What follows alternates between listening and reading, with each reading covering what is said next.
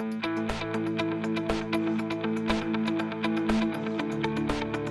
big challenge is a lot of the responsibility rests with the states. The states are undoubtedly under significant financial stress, whether it be reduced revenues or rising debt.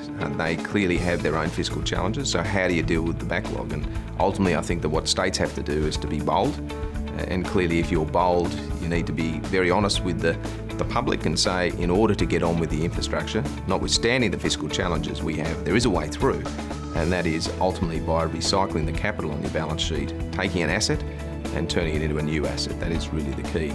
The key message that we would have for states, and the key message we'd have in terms of the infrastructure space, how do you deliver it in face of the undoubted fiscal challenges that they are under? One of the things we need to make sure is that any decision takes account of that. It takes account of community needs and interests.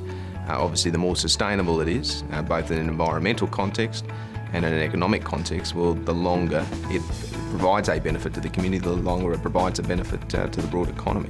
They have to be front and centre of any planning decisions that are made, and ultimately any procurement choices that are made alongside those planning decisions. So we certainly think that's a critical feature of any state undertaking its infrastructure program going forward.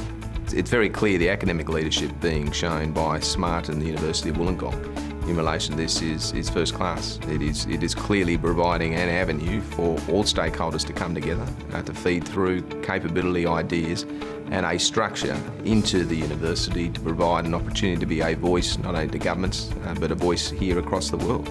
Certainly where we are embracing it, we appreciate their support, and the ideas, the initiative and the push and focus, bringing the best intellectual capital you can to challenge and come up with solutions to some of the biggest infrastructure challenges we have is exactly what we need, and we certainly endorse and applaud all the work that SMART has done in that regard.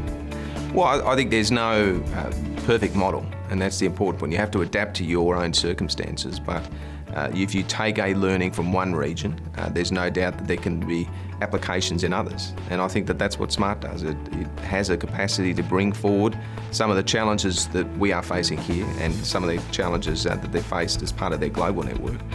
Bring that into a coherent framework that provides policymakers across the world to learn from. And certainly I think that's exactly what SMART is being known for. It's certainly appreciated in the work we're doing here in New South Wales, and more is needed. So I say to SMART, more power to you, and keep up the work, because the infrastructure challenges across the world are going to be easier to address with the sort of application we're seeing out of SMART.